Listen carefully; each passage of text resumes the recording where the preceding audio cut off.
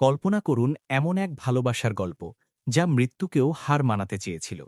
কিন্তু সেই ভালোবাসার শেষ পরিণতি যখন হয় চরম বিশ্বাসঘাতকতা, তখন মানব হৃদয়ের ভাঙন কতটা গভীর হতে পারে। আজ আমরা এমন এক বিয়োগান্তক উপাখ্যান শুনব যা আপনাকে জীবনের মূল্যবোধ নিয়ে ভাবাতে বাধ্য করবে। বনি ইসরায়েলের যুবক আদনান তার সুন্দরী স্ত্রী সাবিরাকে গভীরভাবে ভালোবাসত। তাদের দাম্পত্য জীবন ছিল সুখ ও ভালোবাসায় পরিপূর্ণ। সাবিরা ছিল তার জীবনের একমাত্র অবলম্বন, তার সকল আনন্দ ও প্রশান্তির উৎস। কিন্তু জীবনের নির্মম পরিহাসে সাবিরা হঠাৎ মারা গেল।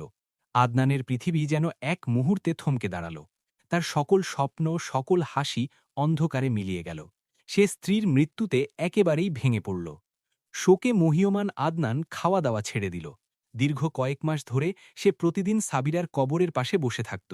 দু চোখ বেয়ে অবিরত অশ্রুধারা ঝরত, যেন চোখের জলের বন্যা বইয়ে দিত। তার মনে হতো সাবিরাকে ছাড়া তার জীবন অর্থহীন। এই কবরের মাটিই যেন তার শেষ আশ্রয়স্থল। দুনিয়ার আর কোথাও তার মন বসত না, কেবল সাবিরার স্মৃতি তাকে তাড়া করত। একদিন আল্লাহর নবী হজরত ঈসা আলাহিসাল্লাম সেই পথ দিয়ে যাচ্ছিলেন।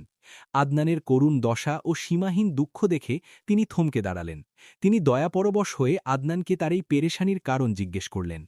আদনান আকুল হয়ে হজরত ঈসা আলাহিসাল্লামের কাছে তার ভালোবাসার গল্প খুলে বলল। সে জানালো কিভাবে সাবিরার মৃত্যুতে তার জীবন তছনছ হয়ে গেছে এবং সে নির্ঘুম রাত কাটাচ্ছে। হজরত ঈসা আলাহিসাল্লাম সব শুনে জানতে চাইলেন, তুমি কি চাও আমি তোমার স্ত্রীকে আল্লাহর হুকুমে আবার জীবিত করে দিই? আদনান সঙ্গে সঙ্গেই আকুল কণ্ঠে সম্মতি জানাল। আদনান বলল, হ্যাঁ, সেটি হলে তো খুবই ভালো হয়। আমি তাকে মন থেকেই ভালোবাসতাম। আমাকে একা রেখে সে চলে যাওয়ার পর থেকে আমি নির্ঘুম রাত কাটাচ্ছি। এই কবরের পাশ ছাড়া আমার আর পৃথিবীতে কোনো স্থানে ভালো লাগে না। সে ফিরে এলে আমার জীবন আবার অর্থ খুঁজে পাবে। আদনানের কণ্ঠে ছিল চরম আকুতি। হজরত ঈসা আলাহিসাল্লাম আদনানের জন্য তার স্ত্রীকে জীবিত করার উদ্দেশ্যে একটি কবরের দিকে এগিয়ে গেলেন। তিনি আল্লাহর বিশেষ ক্ষমতায় সেই লাশকে লক্ষ্য করে আওয়াজ দিলেন, কুম বি ইজনিল্লাহ। সাথে সাথেই কবর ফেটে ভেতর থেকে এক হাবশী কৃষ্ণাঙ্গ গোলাম উঠে এলো। তার নাক, চোখ, মুখ সহ শরীরের অন্যান্য ছিদ্র থেকে ভয়ঙ্কর আগুনের শিখা বের হচ্ছিল। এ এক অবিশ্বাস্য দৃশ্য ছিল। গোলামটি কাফের অবস্থায় মৃত্যুবরণ করেছিল, কিন্তু হজরত ঈসা আলাহিসাল্লামকে দেখেই সে কালিমা পড়ল, লা ইলাহা ইল্লাল্লাহ ঈসা রুহুল্লাহ। সাথে সাথেই তার গায়ের আগুন নিভে গেল।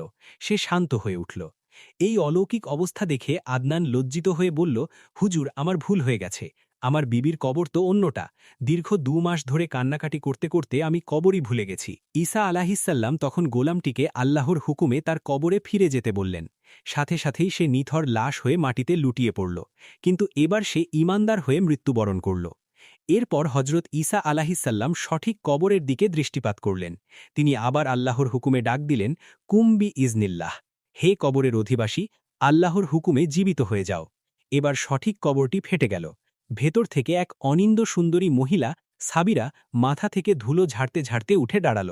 তার রূপে চারপাশ যেন আলোকিত হয়ে উঠল। মহিলাকে দেখে আদনান আনন্দের আতিশয্যে চিৎকার করে উঠল, হে রুহুল্লাহ, হে আল্লাহর নবী, হে আল্লাহর বন্ধু! এটাই কি আমার বিবি যাকে আপনি আমার জন্য জীবিত করে দিয়েছিলেন? তার চোখে মুখে ছিল সীমাহীন আনন্দ। হজরত ঈসা আলাহিসাল্লামের অনুমক্রমে আদনান সাবিরাকে সঙ্গে নিয়ে বাড়ির পথে রওনা হল। মনে হচ্ছিল তার সকল দুঃখ, সকল কষ্ট দূর হয়ে গেছে। সে যেন নতুন জীবন ফিরে পেল। কিন্তু দীর্ঘদিন নির্ঘুম রাত কাটানোর কারণে আদনানের প্রচণ্ড ঘুম পেল। সে সাবিরাকে বলল, তোমার কবরের সামনে ২ মাস ধরে কান্নাকাটি করে আমি ক্লান্ত। এখন বিশ্রাম নিতে চাই। সাবিরা সঙ্গে সঙ্গে সম্মতি দিল। রাস্তার পাশেই একটি ছায়াঘন গাছের নিচে আদনান শ্রান্ত ক্লান্ত হয়ে তার স্ত্রীর উরুতে মাথা রেখে গভীর ঘুমে আচ্ছন্ন হয়ে পড়ল। তার চোখে ছিল শান্তির ঘুম। এমন সময় এক সুদর্শন রাজকুমার আরিয়ান ঘোড়ায় চড়ে সেই পথ দিয়ে যাচ্ছিলেন। তার সাথে ছিল বহু লস্কর, শূন্য ঘোষণা এবং দুনিয়াবি অনেক আসবাবপত্র। তার ঐশ্বর্য ছিল চোখে পড়ার মতো। রাজকুমারকে দেখে সাবিরা তার রূপ, ঐশ্বর্য আর ক্ষমতার মোহে আকৃষ্ট হয়ে উঠল। নিজেকে নিয়ন্ত্রণ করতে না পেরে সে রাজকুমারের প্রেমে পাগল হয়ে উঠল। সে আদনানের মাথা নিজের উরু থেকে নামিয়ে রেখে রাজকুমারের সামনে গিয়ে হাজির হল। রাজকুমারও সাবিরাকে দেখে পছন্দ করল, তার রূপে মুগ্ধ হয়ে গেল। সাবিরার সম্মতি পেয়ে রাজকুমার তাকে ঘোড়ার পিঠে উঠিয়ে নিল। তারপর তারা দুজন রাজমহলের দিকে রওনা হল। আদনানের কথা মুহূর্তেই ভুলে গেল সাবিরা। আদনান দীর্ঘ ২ দিনের ঘুম ভাঙার পর পাশে সাবিরাকে দেখতে পেল না। সে আবারও চিন্তিত হয়ে পড়ল। তার মনে আশঙ্কার মেঘ জমল। অবশেষে ঘোড়ার পায়ের চিহ্ন অনুসরণ করতে করতে আদনান রাজমহলে পৌঁছাল।